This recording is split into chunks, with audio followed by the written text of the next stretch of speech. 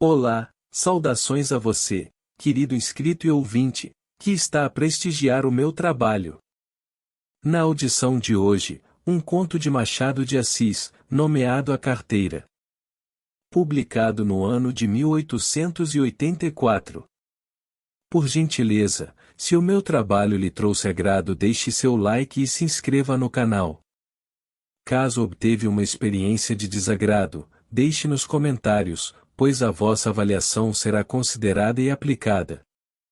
Desde já, agradeço pela preferência e desejo-lhe uma excelente audição. A Carteira. De repente, Honório olhou para o chão e viu uma carteira. Abaixar-se, apanhá-la e guardá-la foi obra de alguns instantes. Ninguém o viu, salvo um homem que estava à porta de uma loja, e que, sem o conhecer, lhe disse rindo: "Olhe, se não dá por ela, perdi-a de uma vez." "É verdade", concordou Honório envergonhado. Para avaliar a oportunidade desta carteira, é preciso saber que Honório tem de pagar amanhã uma dívida, 400 e tantos mil réis, e a carteira trazia o bojo recheado. A dívida não parece grande para um homem da posição de Honório, que advoga, mas todas as quantias são grandes ou pequenas, segundo as circunstâncias, e as dele não podiam ser piores. Gastos de família excessivos, a princípio por servir a parentes, e depois por agradar a mulher, que vivia aborrecida da solidão, um baile aqui, jantar ali, chapéus, leques, tanta coisa a mais, que não havia remédio senão ir descontando o futuro. Endividou-se.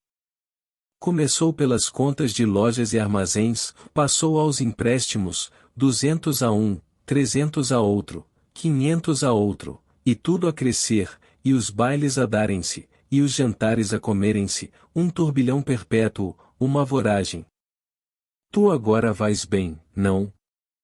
dizia-lhe ultimamente o Gustavo C., advogado e familiar da casa. "Agora vou", mentiu Honório.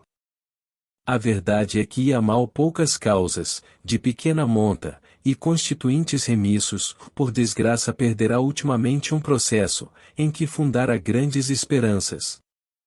Não só recebeu pouco, mas até parece que lhe tirou alguma coisa a reputação jurídica, e em todo o caso, andavam mofinas nos jornais. Dona Amélia não sabia nada, ele não contava nada à mulher, bons ou maus negócios. Não contava nada a ninguém. Fingia-se tão alegre como se nadasse em um mar de prosperidades. Quando Gustavo, que ia todas as noites à casa dele, dizia uma ou duas pilhérias, ele respondia com 3 ou 4, e depois ia ouvir os trechos de música alemã, que Dona Amélia tocava muito bem ao piano, e que o Gustavo escutava com indizível prazer, ou jogavam cartas, ou simplesmente falavam de política. Um dia, a mulher foi achá-lo dando muitos beijos à filha, criança de 4 anos, e viu-lhe os olhos molhados, ficou espantada, e perguntou-lhe o que era. "Nada, nada." Compreende-se que era o medo do futuro e o horror da miséria. Mas as esperanças votavam com facilidade. A ideia de que os dias melhores tinham de vir dava-lhe conforto para a luta. Estava com 34 anos, era o princípio da carreira, e todos os princípios são difíceis. E toca trabalhar, a esperar, a gastar, pedir fiado ou emprestado, para pagar mal, e as mais horas. A dívida urgente de hoje são uns malditos 400 e tantos mil réis de carros. Nunca demorou tanto a conta, nem ela cresceu tanto, como agora, e, a rigor, o credor não lhe punha a faca aos peitos, mas disse-lhe hoje uma palavra azeda, com um gesto mau, e Honório quer pagar-lhe hoje mesmo. Eram 5 horas da tarde. Tinha-se lembrado de ir a um agiota, mas voltou sem ousar pedir nada. Ao enfiar pela rua da Assembleia é que viu a carteira no chão, apanhou-a, meteu no bolso, e foi andando. Durante os primeiros minutos, Honório não pensou nada, foi andando, andando, andando até o Largo da Carioca. No largo parou alguns instantes, enfiou depois pela Rua da Carioca, mas voltou logo, e entrou na Rua Uruguaiana. Sem saber como, achou-se daí a pouco no Largo de São Francisco de Paula, e ainda, sem saber como, entrou em um café. Pediu alguma coisa e encostou-se à parede, olhando para fora. Tinha medo de abrir a carteira, podia não achar nada, apenas papéis e sem valor para ele. Ao mesmo tempo, e esta era a causa principal das reflexões, a consciência perguntava-lhe se podia utilizar o dinheiro que achasse. Não lhe perguntava com o ar de quem não sabe, mas antes com uma expressão irônica e de censura. Podia lançar mão do dinheiro, e ir pagar com ele a dívida? Eis o ponto. A consciência acabou por lhe dizer que não podia, que devia levar a carteira à polícia, ou anunciá-la, mas tão depressa acabava de lhe dizer isto, vinham os apuros da ocasião, e puxavam por ele, e convidavam-no a ir pagar a cocheira. Chegavam mesmo a dizer-lhe que, se fosse ele que a tivesse perdido, ninguém iria entregar-lhe, e insinuação que lhe deu ânimo. Tudo isso antes de abrir a carteira. Tirou-a do bolso, finalmente, mas com medo, quase às escondidas, abriu-a, e ficou trêmulo. Tinha dinheiro, muito dinheiro, ou não contou, mas viu 2 notas de 200.000 réis, algumas de 50 e 20, calculou uns 700.000 réis ou mais, quando menos, 600. Era dívida paga, eram menos algumas despesas urgentes. Honório teve tentações de fechar os olhos, correr à cocheira, pagar, e depois de paga a dívida, adeus, reconciliar-se-ia consigo. Fechou a carteira, e com medo de a perder, tornou a guardá-la. Mas daí a pouco tirou-a outra vez, e abriu-a com vontade de contar o dinheiro. Contar para quê? Era dele? Afinal venceu-se e contou, eram 730.000 réis. Honório teve um calafrio. Ninguém viu, ninguém soube, podia ser um lance da fortuna, a sua boa sorte, um anjo. Honório teve pena de não crer nos anjos. Mas por que não havia de crer neles? E voltava ao dinheiro, olhava, passava-o pelas mãos, depois, resolvia o contrário, não usar do achado, restituí-lo. Restituí-lo a quem? Tratou de ver se havia na carteira algum sinal.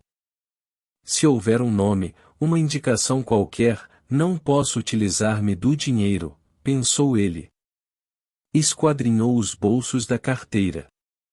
Achou cartas, que não abriu, bilhetinhos dobrados, que não leu, e por fim um cartão de visita, leu o nome, era do Gustavo. Mas então, a carteira? Examinou-a por fora, e pareceu-lhe efetivamente do amigo. Voltou ao interior, achou mais 2 cartões, mais 3, mais 5. Não havia duvidar, era dele. A descoberta entristeceu-o. Não podia ficar com o dinheiro, sem praticar um ato ilícito, e, naquele caso, doloroso ao seu coração porque era um dano de um amigo. Todo o castelo levantado esboroou-se como se fosse de cartas. Bebeu a última gota de café, sem reparar que estava frio. Saiu, e só então reparou que era quase noite. Caminhou para casa. Parece que a necessidade ainda lhe deu uns 2 empurrões, mas ele resistiu. Paciência, disse ele consigo, verei amanhã o que posso fazer. Chegando a casa, já ali achou Gustavo, um pouco preocupado e a própria dona Amélia o parecia também. Entrou rindo, e perguntou ao amigo se lhe faltava alguma coisa. Nada.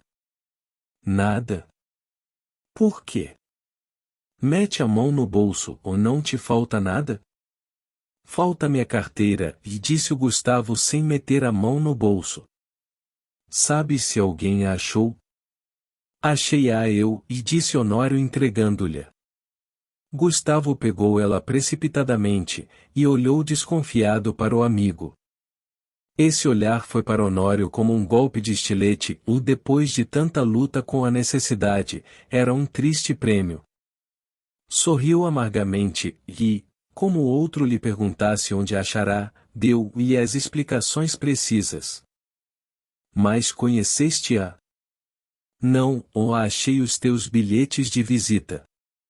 Honório deu 2 voltas, e foi mudar de toilette para o jantar. Então Gustavo sacou novamente a carteira, abriu-a, foi a um dos bolsos, tirou um dos bilhetinhos, que o outro não quis abrir nem ler, e estendeu-o a Dona Amélia, que, ansiosa e trêmula, rasgou-o em 30.000 pedaços. Era um bilhetinho de amor. Fim. Esta foi a obra narrada deste vídeo. Uma vez mais, agradeço pela preferência. Caso lhe tenha agradado, curta, se inscreva e compartilhe. Se algo não lhe agradou, escreva nos comentários pois a sugestão será aplicada. Um grande abraço a você, querido inscrito e ouvinte. Até a próxima!